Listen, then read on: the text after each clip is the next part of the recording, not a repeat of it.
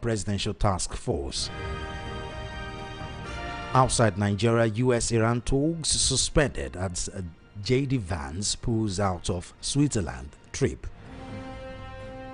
And in sport, co-hosts Mexico and Canada qualify for World Cup knockout rounds. Those are our top stories. Details coming up now.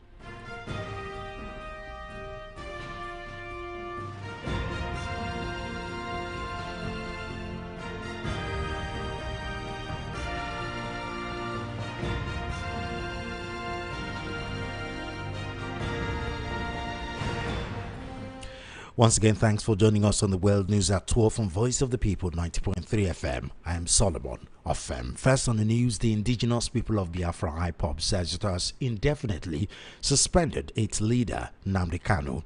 The proscribed group added that Kanu has also been delisted as director of Radio Biafra in a bid to reposition the organization and strengthen its operations.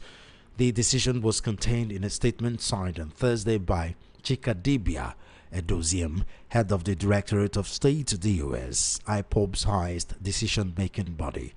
The group said IPOB was established as a self-determination movement formed and nurtured by Biafrans in the diaspora and not by any individual for the restoration of a sovereign Biafra. It said no individual has the authority to dissolve its central leadership structure.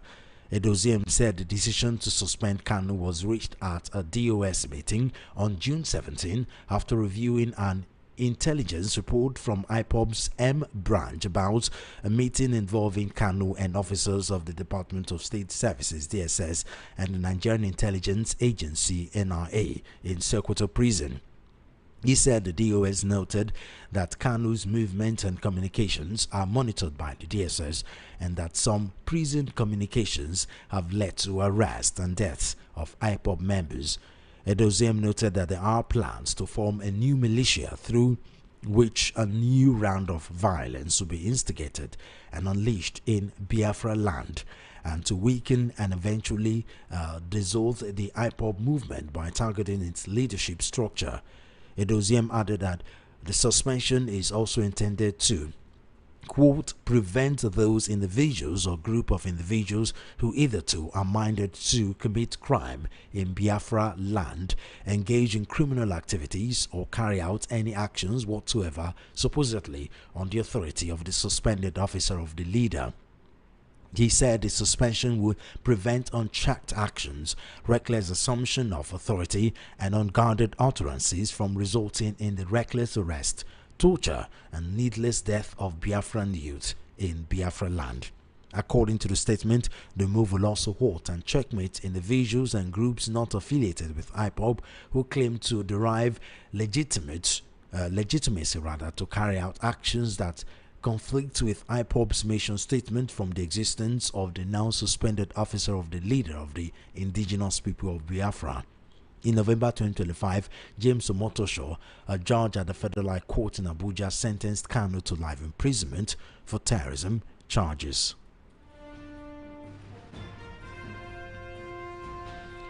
Meanwhile, the Indigenous People of Biafra IPOB has dismissed the purported suspension and expulsion of its leader Nnamdi Kanu by the faction led by Chika Edoziem, describing the move as unconstitutional, null and void, and an exercise in futility by individuals whose tenure has already been terminated. In a statement issued by IPOB spokesperson Emma Powerful, the group said Edoziem and members of the dissolved third administration of the Directorate of State (DOS) lacked the authority to take any action against Kanu, having been removed from office before issuing the declaration. According to IPOB, Kanu, acting under powers divested in him by the movement's Code of Conduct, recently dissolved the third DOS administration headed by Edoziem and inaugurated a new leadership structure, the fourth DOS administration under the leadership of Chris Nwagu. The group argued that any action taken by Edoziem and his associates after the dissolution of the administration was invalid because they no longer held any recognized office within the organizations.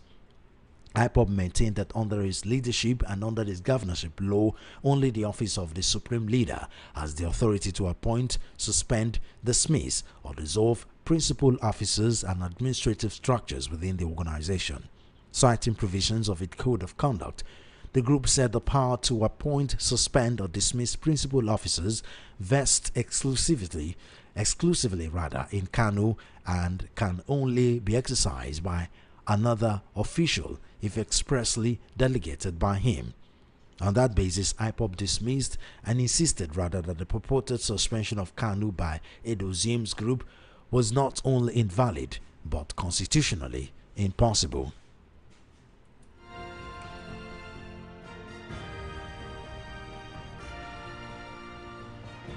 Away from IPOB story now to insecurity, where the federal government has asked the journalists to prioritize national security and patriotism by keeping the activities of terrorists, bandits, and other criminal elements off their front pages. Mohammed Idris, Minister of Information and National Orientation, spoke on Thursday in Abuja at a two-day National Security Summit organized by the Nigeria Union of Journalists, NUJ. According to these stories, the summit, organized in collaboration with the Department of State Services (DSS), has at its theme media and security agencies as partners in nation building. Idris said while the federal government under President Bola Tinubu remains fully committed to upholding press freedom, responsible journalism must be exercised to avoid glorifying crime.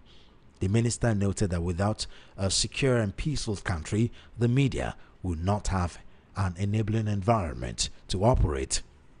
He pointed to recent successes in neutralization of terrorists and bandits, rescue of kidnapped victims, dismantling of criminal camps, and investment in intelligence and surveillance, warning that misinformation and premature reporting could undermine those gains. Idris also urged editors to celebrate the sacrifices of young men and women in uniform.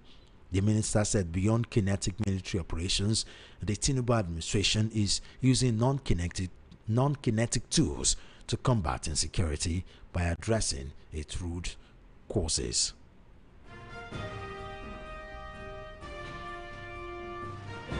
Similarly, about 500 billion naira was deducted from the Federation Account Allocation Committee (FASC) revenue for May 2026 to fund a national security emergency intervention.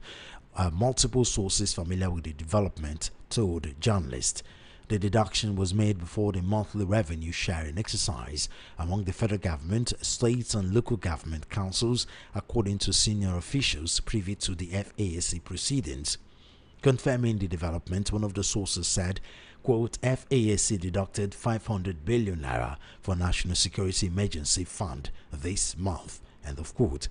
Another official added that the deduction accounted for a significant portion of the gap between the total revenue generated and the amount eventually distributed to the three tiers of government. It was further disclosed that commissioners of finance from the 36 states who are members of the AAC were aware of the deduction. However, an official FAAC allocation on Thursday showed that substantial deductions from federation revenues were disclosed during the May 2026 FAAC meetings. The document indicated that 250 billion naira was set aside for a military intervention fund, while another 252 billion naira was allocated for as an infrastructure development fund to state. It also showed that 450 billion naira deduction to the non-oil excess revenue account, bringing the combined value of the three major deductions to 952 billion naira. The revelation comes as the FAAC announced the distribution of 2.3 trillion naira to the federal government, state governments, and the 774 local government councils as revenue allocation for May 2026.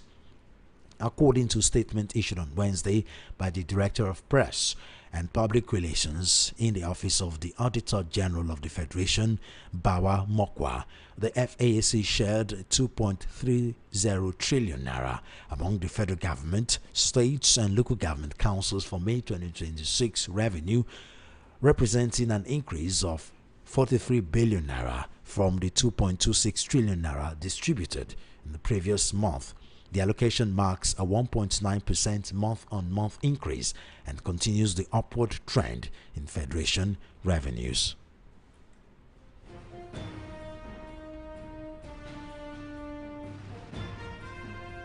Fresh controversy has erupted over the 6-month suspension of Kogi Central Senator Natasha Akpoti-Uduaghan following revelations by the lawmaker representing the Federal Capital Territory FCT, Senator Ireti Kingigbe, that she neither saw nor signed the committee report that recommended the disciplinary action.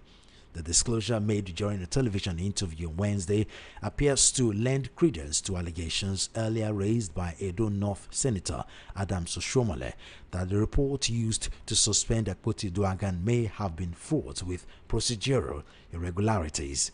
Senate spokesman Okpayemi Badmidele has said the Red Chamber would probe questions about the authenticity of signatures and endorsements attached to the report adopted by the Senate. Speaking during the interview, Kingigwe said she was unaware of the contents of the report that formed the basis of Natasha's suspension. According to her, she had attended the meeting of the Senate Committee on Ethics, Privileges and Public Petitions, alongside a few other members, signed the attendance register and subsequently left for a retreat on tax reforms. Kingigbe further disclosed that she informed Inaya Baribe that she neither reviewed nor signed any report recommending Natasha's suspension.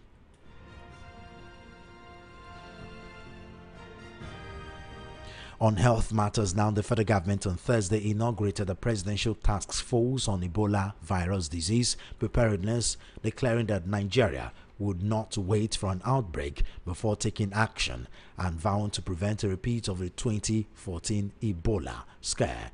The chief of staff to the president, Femi Gbadabiamila, said the task force was established as proactive measures to ensure the country is fully prepared against any possible outbreak of the deadly disease, even as he confirmed that no case of Ebola has been reported in Nigeria. Speaking with State House correspondent after inaugurating the task force at the State House Abuja, Gbadabiamila said the government's focus is on prevention rather than response, stressing that authorities were determined not to be caught unprepared. He disclosed that the task force was established several subcommittees on coordinated criminal areas of preparedness, including surveillance, border control, immigration management, and emergency response. According to him, one of the key lessons from the 2014 outbreak is the need for stronger coordination among all stakeholders, particularly between the federal government and states with international points of entry. Gbadabiamila noted that governors and representatives of states hosting international airports, including Lagos, Rivers, Enugu, and the Federal Capital Territory, participated in the meeting, describing the collaboration as essential to preventing the virus from entering the country.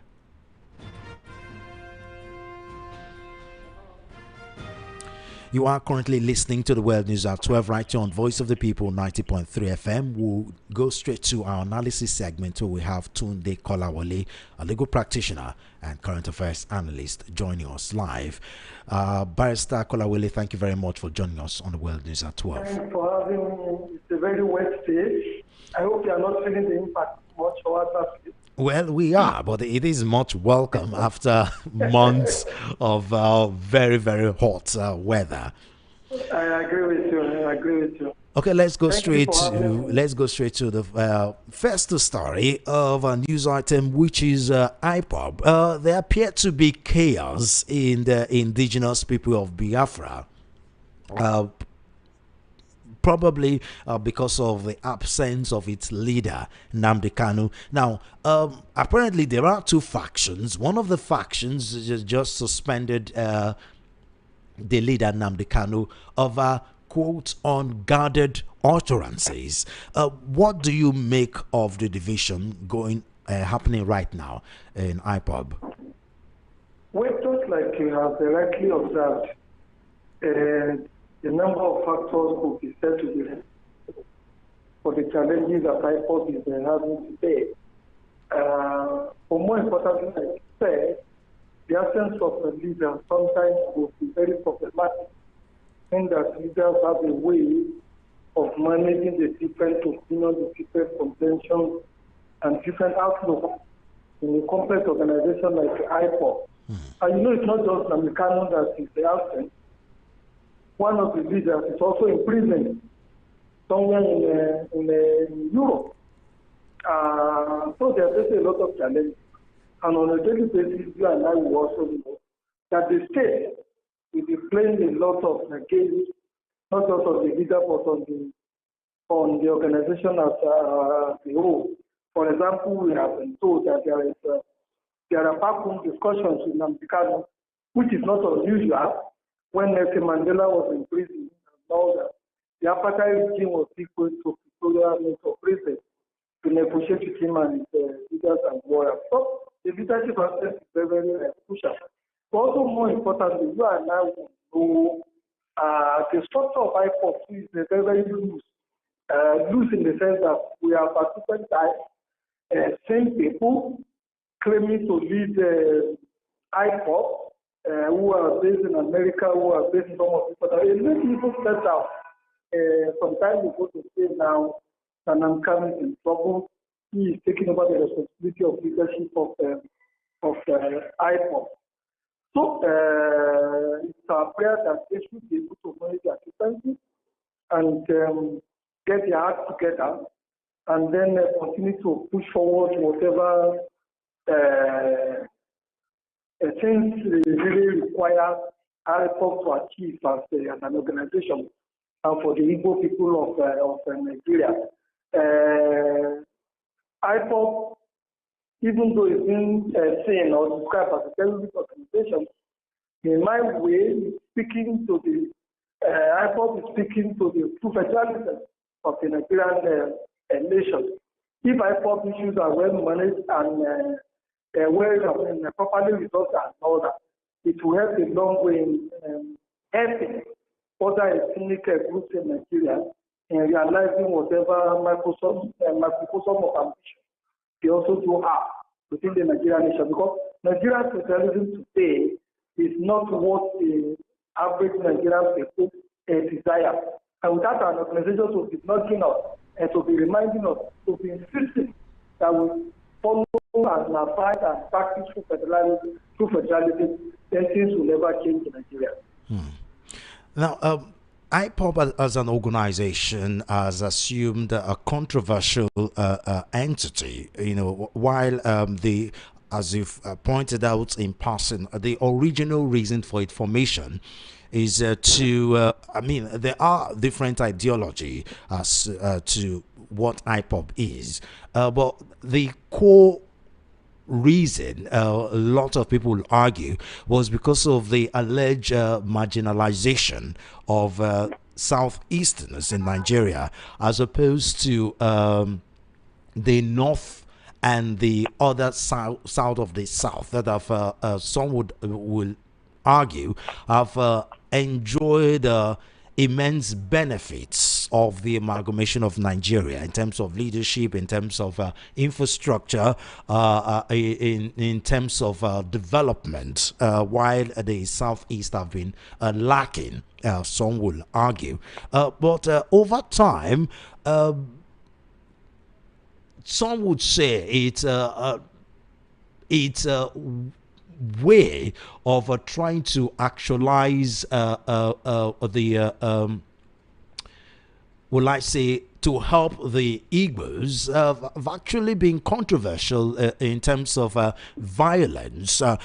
Do you think it is a faction of IPOB that is giving this IPOB as a whole a bad name? Because that's what it looks like with these different factions we are seeing now. The agitation for incorporation, for acceptance, for development of Igbo land, like most other parts of Nigeria, started a long time ago. In fact, we could say maybe after the coup of 1966, the agitations have been there. And that agitation and the leadership have been evolving ever since then. You remember Mr. Chief Ojukwu headed the attempt to secede from Nigeria because of what they perceived to be marginalization of the IPOB people, especially after the 1960s. And thereafter, we have had people like Nnamdi Kanu and others, who at the time too was also the leader of this of what the IPOB are now doing now. And then out of the blues, Nnamdi Kanu came into the game, and then in a more militant, aggressive manner, and then the situation has not been the same again. So when you look at all these things that I have identified, you will find out that the people who are spearheading these agitations and war, and then the program they say they stood for and all that, have always been misinterpreted, have always been given different names by different people, depending on what side of the divide these people belong to. Ojukwu was described as, as a great person, as this, as that, and all that. Now, what Wike too was even said, was described or saying, to be somebody who was just out to kind of enrich or line his pocket with the agitation. And of course, Nnamdi Kanu came into Spain, and people are seeing him as a bloodthirsty individual. So these things are not of common. If you study the history of this kind of agitation all over the world, whether the struggle against apartheid in South Africa, led by Nelson Mandela. Exactly. Or it is the one led by the Council in Cuba to free the Cuban people from the dominance of the American state. All the Algerian struggle for independence and war. So, people will always call you by different names and all that. It is when you succeed, after you have achieved your goal and all that, then people will now begin to treat you and speak to you and also describe you in a very polite terms. Look at the man who is ruling Algeria today and war and then the man who took over Azad and war he was described and then attacked, and the ransom was even put on his head by the American nation. But the man has shot himself to power, is now sitting on the same table with Mr. Donald Trump. So these are kind of season and time that people are struggling for freedom, who are struggling for independence, will always get. The thing will be that they should remain focused, get their policies and actions right, and minimize violence as much as possible.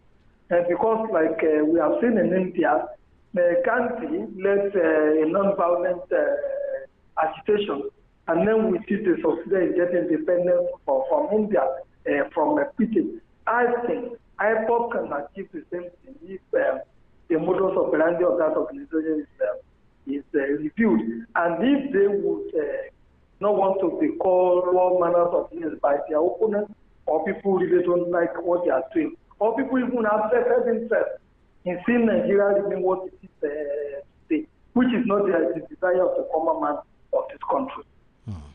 Now, IPOB itself was proscribed as a terrorist organization that have, it's generated several reactions, controversial reactions to say the least. Why some in support of it had cited some of the violence that they said IPOB purportedly championed. Others have pointed to the fact that the federal government at that time was quick to proscribe IPOB as a terrorist organization when there was an actual terrorist organization, operating in open from the northern part of Nigeria. That the government at that time was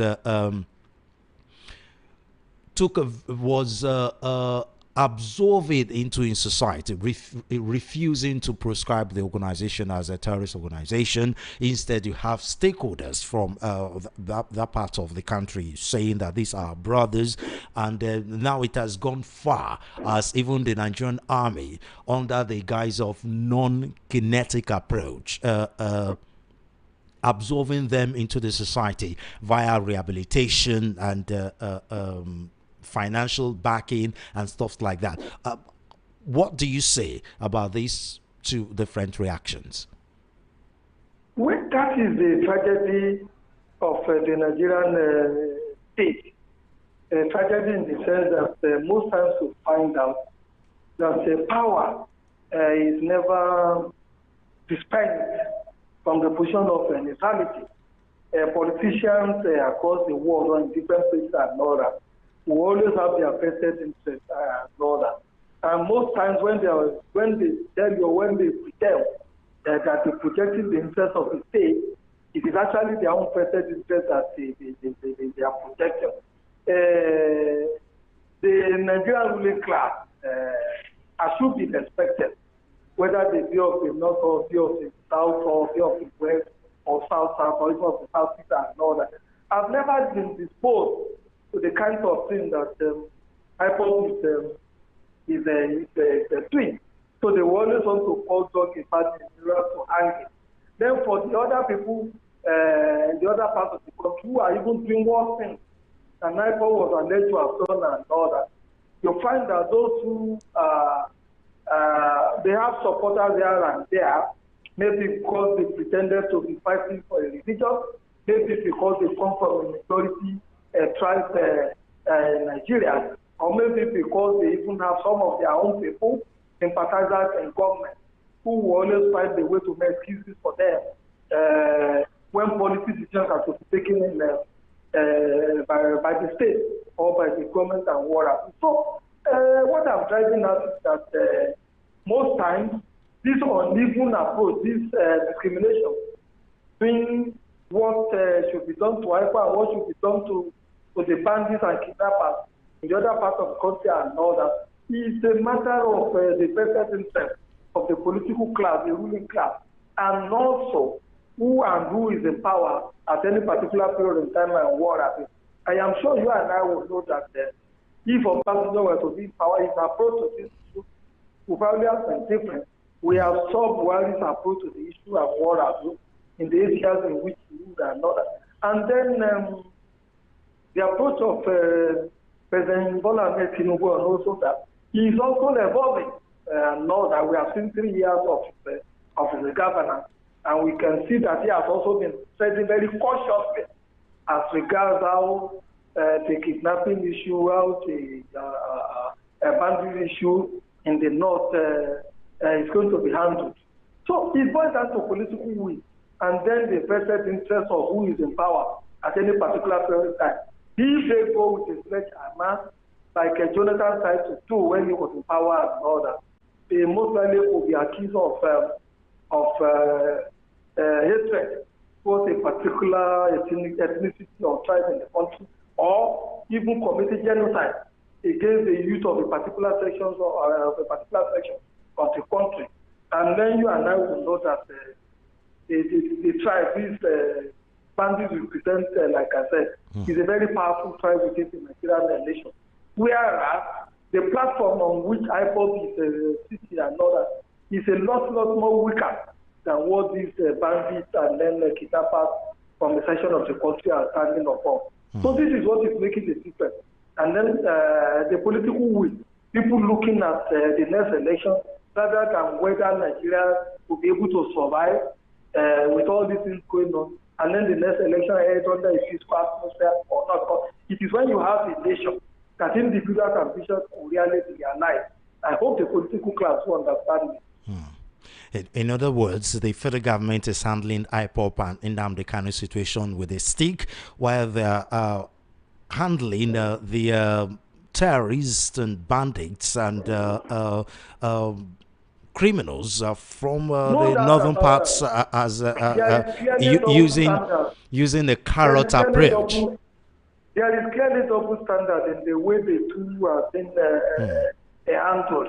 It is now that generals are being kidnapped and killed, commissioners of police, IT of police are killed, and then relations of ministers and all that, or the high political officers are being kidnapped and killed and all that. So we are beginning to see a new reawakening on how this issue should be tackled. Let me give you an example. Now, there is no time for example. There is no. Wait a minute. Okay. Okay, which is very important. Look at what happened in your school. Somebody Sunday will offer the helping hand that please the school children that have been kidnapped in your school. And the following day, less than 12 hours and all that, the governor of your state, they went and make a law banning all vigilante groups from getting involved in this kind of rescue operations and all that. What we have informed, I suspect that Mr. Sheyi is not too comfortable with the political leaning of Mr. Sunday and the supporters. But we have a Sheikh Gumi, playing the same role in the north. Exactly. But you and I too know that even the state, the federal government, and then the state in which Gumi is a resident, they are also treating his approach with a lot of tenderness, with a peace globe. In some other countries of the world and all that, maybe the approach would have been different. Okay. If they are not afraid of it.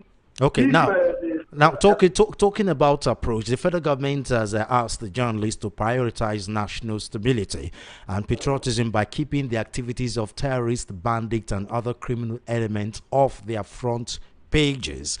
Now, every profession have almost every profession actually have its different ideology that guides that profession. Including journalism. Journalism, media, we have different ideology that governs journalism. I mean, it is not monolithic. While there are some journalists that will want to toe the approach of government, try to be very cautious and guard the secrecy of military activities. There are some journalists that will think, look, we are in a civilian and democratic setting, and in the democratic setting, no secrets is out of realm of revelation. Obviously, when you're talking about national security, you have to handle it with some level of delicacy. But to try to say journalism to take activities of terrorists, bandits, and other criminal elements off the front page, meaning we shouldn't talk about it. What do you think of these nuances of approach to security? Yeah, honestly speaking, I feel amused when I see an air politician trying to dictate to journalists that the way and manner they should do their job. Like you yourself have rightly pointed out, every profession in life or in the world or everywhere, whether it's law, whether it's journalism, whether it's medicine, even whether it's politics or not, have their ethics with which to comply with and principles and not. They do and don't. To the best of my knowledge, I have not seen too many Nigerian journalists go against the ethics of their profession, even go against the ethics of their own political practices and all that. So when they begin to subscribe and dictate to journalists the way and manner they should do their jobs and all that, for God's sake, I feel terribly amused. But more importantly, know that even the military, even the politicians, are they not direct beneficiaries of the reportage that the Nigerian journalists are giving? Without the journalists and all that, we wouldn't have known the ramifications of this banditry and kidnapping that is going on in the country.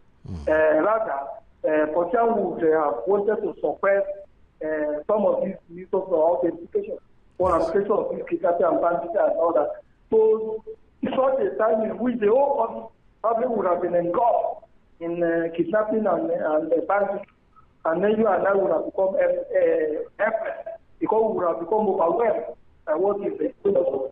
And the journalists are doing the politicians and then the state a lot of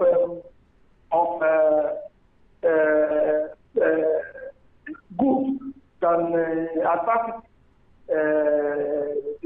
Are not what the politicians think is happening. Is there anywhere in the world that things like this will happen?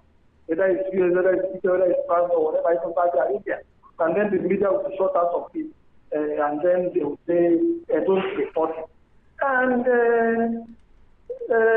like journalists will always say, when a man buys a dog, it doesn't make a good copy. But when the dog bites a man, it doesn't make a good copy. But when it is a man that has now beaten the dog and all that, of course, that will hit the front page of most French media, and then will be the front, will be on the front row of any electronic media slogans and war articles. The Nigerians should learn to be tolerant of what the Nigerian journalists are saying. If the journalists are doing their work properly, if the media, if the politicians are doing their work properly, if they are allowed to their responsibilities of really quarantine and providing security for the Nigerian people and their property, if they will invest more in the security agencies and all that, I am sure we will not be having the kind of challenges that we have in our hands. Rather, the politicians should play themselves on what is important to the country and not the media or what they are putting out in there for the average Nigerian person to know the latest things that are happening. Information is power. Without information, people will be in the dark. Now, then, for example, I not report some of these things and all that. You and I know now we have to travel to, when to travel there, and how to travel to some of these places.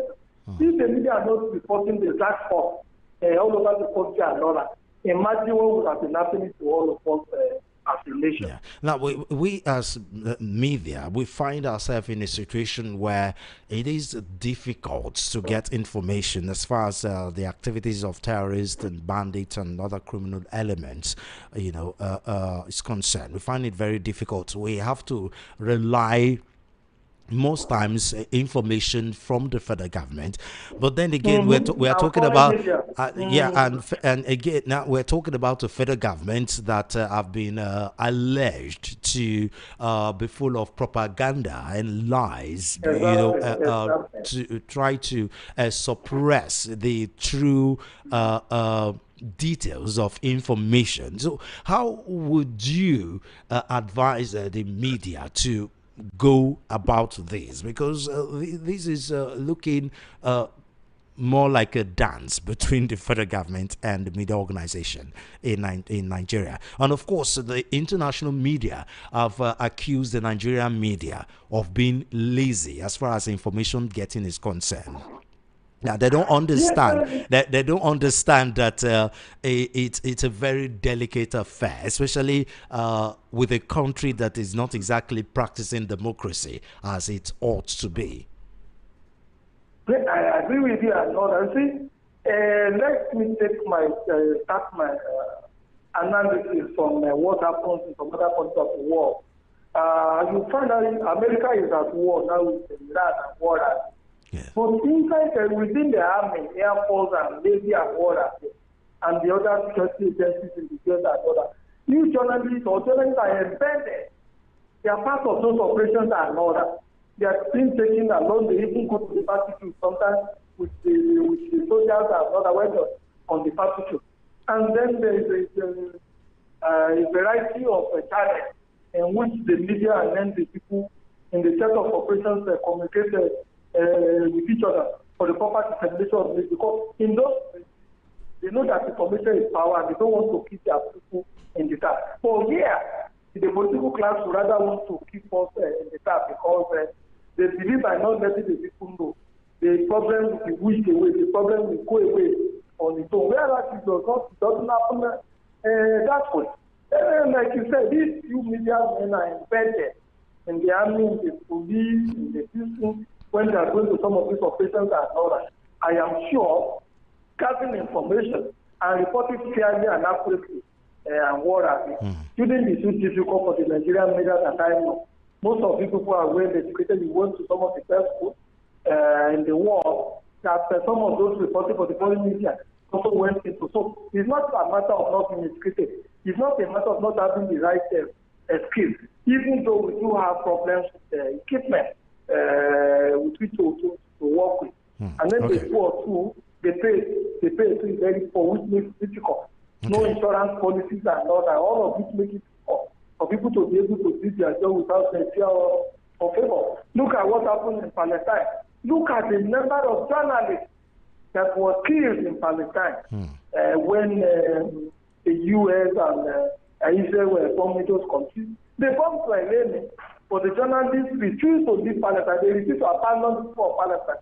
They feel that the entire world is going to know what is happening in those places and all that. But here, it's a different ballgame. It is. Now, still talking about insecurity. About 500 billion naira was deducted from the Federation Account Allocation Committee (FAAC) revenue for May 2026 to fund national security emergency intervention, according to multiple sources. The deduction was made before the monthly revenue sharing exercise among the federal government, state, and local government council. That's according to a senior official privy to the FAAC proceedings. Now, we get report of these every day. We during budgets, during the budget, we get to see the amount of money earmarked every year for national security, and additional monies being added to national security. But with insecurity going from bad to worse, what do you make of the money allocated every year for national security? Honestly speaking, first and foremost, let me say that going to the Federation account to go and deduct money to fund national security is against the law. It's a breach of the Appropriation Act. The president does not have the power to engage in that kind of action. If the military or the security agencies are more possible, the appropriate thing to do would have to go, take a supplementary budget, propose that to the National Assembly, and then they will debate it, and when they debate it, they will pass it to the law. I am sure the National Assembly that will also will not deliberately deny the security agencies the requisite appropriate funding to be able to carry out their responsibilities as a security agency. In fact, it is this kind of opaque approach to taking to accessing money that funds, fuel all the security and all that. That there's no transparency and that everything is, and that there is corruption in the way and manner security funding are managed in this country. And then with regard to the money that was set to at stake, in my humble opinion, that is merely a penny. Military armaments are very, very expensive, very expensive. And now that Ukraine and Russia are fighting, and then they also have to buy weapons from different parts of the world and war as well, it's even become more difficult to be able to have access to weapons. But most of these weapons, it's not something you go and pick from the shelf as if they have manufactured and put it and then just go and buy. As if you want to buy bread or you want to buy akara. You have to make orders for them and then they manufacture most of them. If you see the one that are already made and order, one country or the other must have orders for them, and when they are supplied, they put it in the armory for use. If you are buying from that kind of second party or third party and order, it becomes even more expensive. Please tell me, one of the bandits was shown on social media wearing a night vision goggles, which was said to cost $2,500. A night goggle cost $2,500, just one piece. So if you put throw about 500 soldiers into the battlefield, even 1,000 into the battlefield, and all of them have to wear a night vision goggle and war at. Now times that $2,500, and then with the exchange rate and all that, you and I will know that even what the federal government has come to the appropriation committee to access or to ask for another is a pittance. We need to fund our security agencies in a more robust manner, more than we are currently funding the politicians and the political and their political activities and war abuse. Okay. It will cut down the cost of politics and the cost of governance so that we'll be able to access or make more money available to the security agencies. For God's sake, war is an expensive gambling. And that's why I have said, and said many times, in which even, like you said, they ridicule you The propagandists in Aso Rock will ridicule you. I say, look, when you are at the war for 15 years, you need to have a war economy. You have to put in place a war economy, which Awolowo did when we had this civil war. But up to now, almost 15 years that we have started war in the different parts of the country and other. We don't have a war economy. Okay. And that is why our approach to really to acquire weapons, armaments, and all that in our part. Okay. And then the funding of security agencies terribly low. Because of time, let's quickly go to the last topic for discussion. In 2 minutes, fresh controversy has erupted over the 6-month suspension of Kogi Central Senator Natasha Akpoti-Duagan following revelations by a lawmaker representing FCT, Senator Ritikin, that she neither saw nor signed the committee report that recommended the disciplinary action. Now, Senate spokesman Bamidele has said that the Rep Chamber would probe questions about the authenticity of signatures and endorsements attached to the report adopted by the Senate. Now, in 2 minutes, what's your take in this whole Akpoti-Duagan's suspension controversy that is now being revealed to the Nigerians to hear and see? Well, it's not surprising to me, and know that it's not surprising to me. Why do I say that? When you look at the Red Chamber and then the House of Representatives and other, most of the time or sometimes the seats are always empty, and know that most of them don't go to the assembly the way and manner or as much as it should be going. So if that is happening with the National Assembly, with the at the chambers and all that, which sometimes is televised, which people can see and all that, you can imagine what will be happening at the committee level. And so when they are in a hurry to dispatch this committee report, or whoever is interested in, or whoever is interested in nailing Natasha, it's not impossible that they would make up signatures of people just to satisfy the vested interest of those who may be after Natasha. And King Gibe is a very courageous to have come out openly. You think so? Because that was I was supposed to ask the next question. Why now? Why are they coming out now, where the issue has been long forgotten? Why didn't she speak out while she was serving her suspension? All of them are not one injuries or the other. They are not one police or the other. You know, they just done the so-called party primary and war and jail. And I'm not too sure that, you know, the Minister of the Federal Capital threatening the candidate that she will not go back to the Red Chamber. I don't know whether she won her primaries or not. I don't even know myself. So if somehow she didn't win the primary and she knows that there's nothing to lose at the moment. Exactly. Then she has now summoned the necessary courage to begin to make this kind of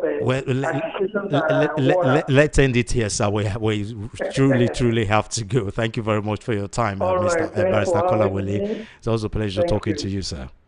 Thank you. Do have a lovely day. Thank you. That was Tunde Kolawole, a legal practitioner and current affairs analyst. In outer stories from our international scene, a new round of direct talks between the US and Iran have been postponed after Vice President J.D. Vance delayed a planned trip to Switzerland. The White House announced late on Thursday that Vance would not be traveling to the talks and said the logistics had not been simple or predictable. It comes a day after the U.S. dropped its naval blockade of Iran after the two countries signed a deal aimed at ending the conflict. While the deal also said fighting should end in Lebanon, the country's health ministry said Israeli strikes had killed at least 18 people in the south overnight. Israel's military said it had targeted the Iran-backed group Hezbollah and that 4 of its own soldiers had been killed. Hours before the White House issued its statement, Hezbollah-linked Lebanese media reported that the talks had been suspended due to ongoing Israeli air strikes. Negotiators had been due to meet for what U.S. officials described as, quote, technical decisions on the next steps of the agreement signed earlier this week. But Washington said plans for the talks had not been finalized. It added that the U.S. looked forward to beginning technical talks as soon as possible. Switzerland's foreign ministry later confirmed the talks at the Stock mountaintop resort had been postponed, although it said preparations for talks were continuing. Swiss military and police officials had been patrolling the luxury hotel set high on a mountain overlooking Lake Lucerne, and a media center had been set up for journalists. The negotiations had been expected to focus on implementing the agreement, which is known as a Memorandum of Understanding, and begin discussions on long-term issues including Iran's nuclear program. Centered around 14 points, the deal includes reopening the Strait of Hormuz, a requirement that Iran will never have a nuclear weapon, a $200 billion plan for Iran's reconstruction, and the U.S. terminating all types of sanctions on Iran. It also binds both sides to achieving a final deal in a maximum of 60 days, which could be extended with mutual consent. And finally, on our sport news, co-host Mexico defeated South Korea 1-0 at Delirious Guadalajara Stadium on Thursday, becoming the first team to reach the knockout rounds of the World Cup. After a dreary first period, Luis Romo's goal just after halftime, thanks to a goalkeeping error, put Mexico through as Group A winners with a match to go. Mexico stopper Raul Rangel made a superb double save in the dying minutes to preserve their lead. Finishing top keeps Mexico at home in the last 32 with a game against a third-placed team in Mexico City. South Korea are second on 3 points, with Czech Republic and South Africa also still alive on 1 point. Canada, meanwhile, edged closer to the last 32 after thrashing overwhelming 9-man Qatar 6-0 to secure their first ever World Cup victory in Group B. Tournament co-host Canada had lost all 6 of their previous matches at the World Cup at the 1986 and 2022 finals, but brought that run of losses to a halt in spectacular fashion at Vancouver's BC Place Stadium, with Canadian Prime Minister Mark Carney wearing a replica Canada shirt among a fire-up crowd. Jersey matches side ran right to secure a win that leaves them needing only a point against Switzerland to finish top of Group B. A hat-trick from Juventus striker Jonathan David, 1 goal apiece from Kyle Larin and Nathan Saliba, and Mohamed Manai Ongo sealed Canada's win. And just before we go, let's take a look at the top story. Again, IPOB in chaos as faction suspends leader Nnamdi Kanu. Federal government urge the media to take terrorists and criminals off front page. Federal government raises 500 billion naira emergency security fund. Federal government moves to prevent Ebola outbreak and sets up presidential task force. Outside Nigeria, US-Iran talks postponed as J.D. Vance pulls out of Switzerland trip. And as sports co-host Mexico and Canada qualify for World Cup knockout rounds.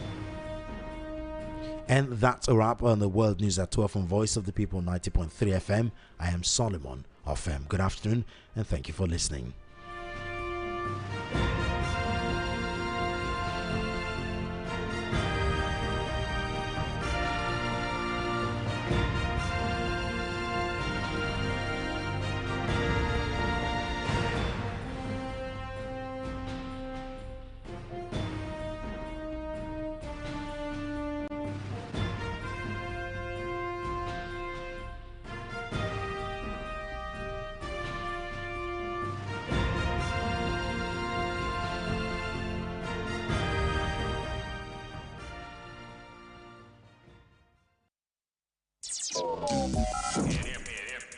Be the first to know. Be the first to hear. Listen to Voice of the People. The number one station. 90.3 FM. Don't touch that down.